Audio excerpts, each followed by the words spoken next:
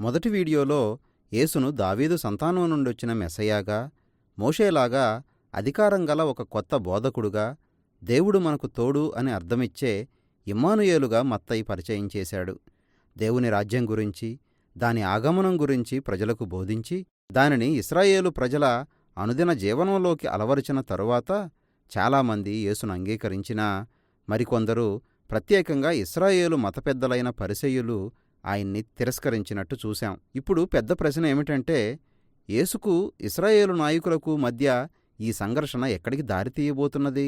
14 నుండి 20 అధ్యాయాల వరకు ఉన్న తరువాతి పెద్ద విభాగం మెస్సయ్య గురించి ప్రజల్లో ఉన్న వివిధ రకాల అభిప్రాయాలను వెల్లడి చేస్తుంది.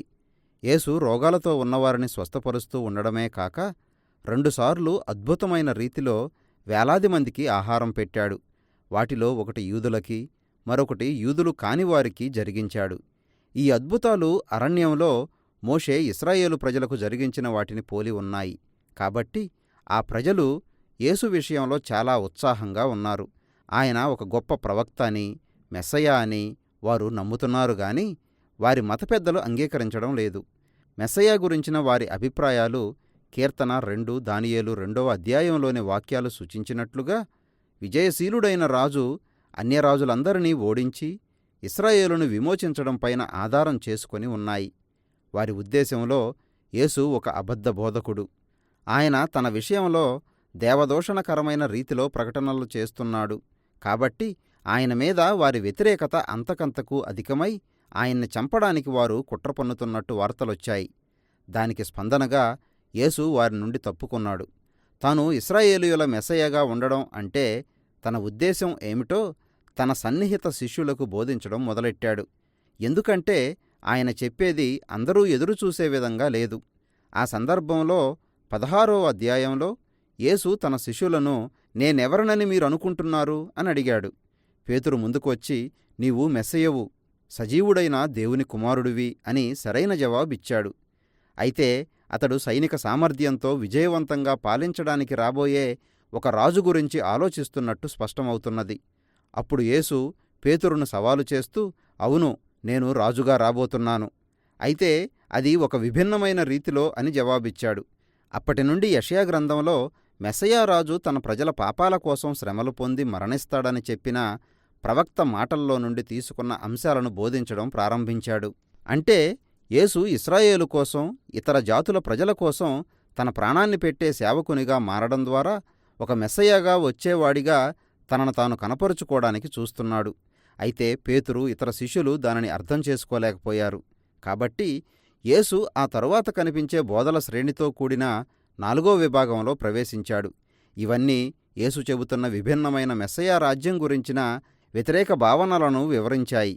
అది మానవులందరి ప్రస్తుత విలువల వ్యవస్థను తలకిందులు చేసే రాజ్యం. ఈ సేవకరాజు సమాజంలో ఇతరులకు సేవ చేయడం ద్వారానే గౌరవం పొందుతాము, ప్రతీకారం తీర్చుకోవడానికి బదులు నీ శత్రువులను క్షమించి వారికి మంచి చేస్తావు. అలాగే యేసు రాజ్యంలో నీ ఆస్తిని బీదవారికిచ్చివేయడం ద్వారానే నువ్వు ఆస్తిపరుడు అవుతావు. సేవక మెస్సయ్యను వెంబడించాలంటే నువ్వు ఒక సేవకునిగా మారాలి. ఈ తరువాతి విభాగంలో యేసు రాజ్యం, ఇశ్రాయేలు పెద్దల రాజ్యం, ఈ రెంటి మధ్య జరిగిన పోరాటం చూస్తాం. యేసు ఒక గాడిదపై స్వారీ చేస్తూ యెరూషలేముకు వచ్చాడు. ప్రజలు గుంపులు గుంపులుగా ఆయన్ని మెస్సయ్యగా కేకలు వేస్తూ ఆహ్వానం పలికారు. యేసు వెంటనే దేవాలయం ఆవరణంలో ప్రవేశించి అక్కడ జరుగుతున్న అనుదిన బలుల కార్యక్రమానికి భంగం కలిగేలా ఒక గొప్ప అలజడి సృష్టించాడు. ఆయన చేసిన పనులు ఆయన మాటల కంటే బిగ్గరగా, పౌరుషంగా ఉన్నాయి. ఇశ్రాయేలు రాజుగా దేవుడు, ఇశ్రాయేలీయులు కలుసుకునే చోటైన దేవాలయంపై తన రాజరిక అధికారాన్ని యేసు రుజువుపరుచుకున్నాడు.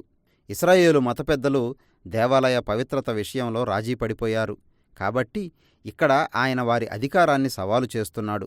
సహజంగానే వారు చాలా అభ్యంతరపడ్డారు. కాబట్టి వారు బహిరంగ వాదనలో ఆయనను చిక్కుల్లో పెట్టి అవమానపరచాలని చూశారు. కానీ విఫలం చెందారు. చివరికి ఆయన్ని చంపడానికి నిశ్చయించుకున్నారు. దానికి స్పందనగా యేసు తన అంతిమ బోధనా విభాగాన్ని ప్రారంభించాడు. మొదటిగా పరిసయ్యులు వారి కపట వేషధారణ మీద తీవ్రమైన ఆరోపణలు చేశాడు. తరువాత దేవుణ్ణి, ఆయన రాజ్యాన్ని తిరస్కరించినందుకు యెరూషలేము విషయమై విలపించాడు. చివరికి యేసు తన శిష్యులతో రహస్య ప్రాంతానికి వెళ్ళి ఏమి జరగబోతున్నదో వారితో చెప్పడం ప్రారంభించాడు. ఈ మత పెద్దలు తనను మరణానికి అప్పగిస్తారు, కానీ ఆ విధంగా చెయ్యడం ద్వారా వారు తమ గోతిని తామే తవ్వుకుంటున్నారు. ఎలాగంటే యేసు బోధించిన సమాధాన రాజ్యాన్ని అంగీకరించకుండా రోమా సామ్రాజ్యానికి వ్యతిరేకంగా తిరుగుబాటు పందాను ఎన్నుకోబోతున్నారు. కాబట్టి యెరూషలేము, దానిలోని దేవాలయం ధ్వంసమవుతాయి. అయితే అది ఈ గాథకు ముగింపు కాదని యేసు చెప్పాడు. తన పునరుద్ధానం ద్వారా ఆయన తనను తాను రుజువు చేసుకుంటాడు. ఒకానొక రోజున ఆయన తిరిగి వచ్చి ఈ లోక జాతులన్నింటిపై తన రాజ్యాన్ని స్థాపిస్తాడు. అంతవరకు ఆయన శిష్యులు మెలకువతో యేసును గూర్చి, ఆయన రాజ్యం గూర్చి శుభవార్తను ప్రకటిస్తూ ఉండాలి. ఈ మాటలన్నీ శిష్యుల చెవుల్లో ప్రతిధ్వనిస్తూ ఉండగా ఈ గాథ అంతిమఘట్టానికి చేరుకుంది. ఆ రాత్రి యేసు తన శిష్యుల్ని తీసుకుని ఒకచోట వారితో కలిసి పస్కా భోజనం ఆచరించాడు.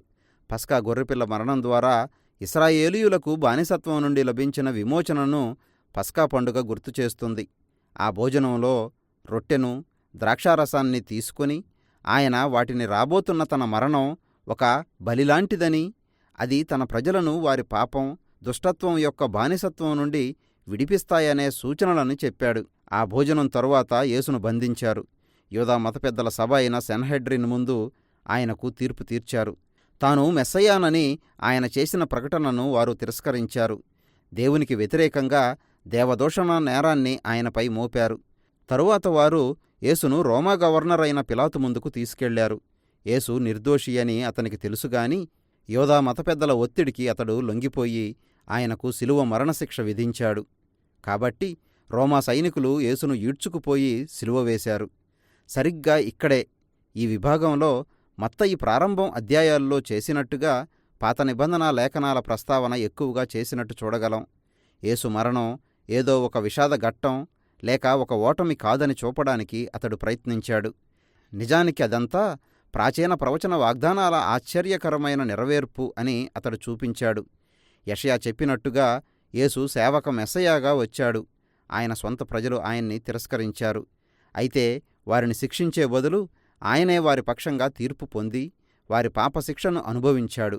ఆ విధంగా శిలువఘట్టం ముగిసి యేసును ఒక సమాధిలో పాతిపెట్టారు.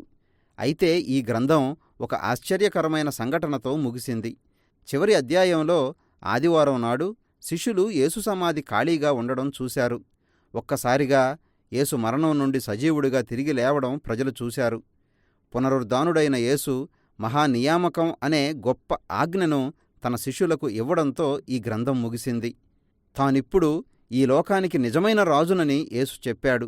కాబట్టి ఆయన తన శిష్యుల్ని ఈ లోక రాజ్యాలన్నింటికీ పంపి యేసే ప్రభువని, ఎవరైనా సరే బాప్తిస్మం పొంది ఆయన బోధలను పాటించడం ద్వారా ఆయన రాజ్యంలో చేరవచ్చనే శుభవార్తను ప్రకటించాల్సిందిగా ఆదేశించాడు. ఈ గ్రంథం మొదటి అధ్యాయంలో చెప్పిన దేవుడు మనకు తోడు అని అర్థమిచ్చే ఇమ్మానుయేలు అనే మాటను యేసు తన శిష్యులతో పలికిన చివరి మాటలు. ఇదిగో నేను యుగాంతము వరకు మీతో ఉన్నాను అనే మాటలు ప్రతిధ్వనిస్తున్నాయి. ఆయన మళ్ళీ తిరిగి వచ్చే రోజు వరకు ఇదే యేసు మనకిచ్చే వాగ్దానం. ఇదే మత్తయి సువార్త మనకిచ్చే సందేశం.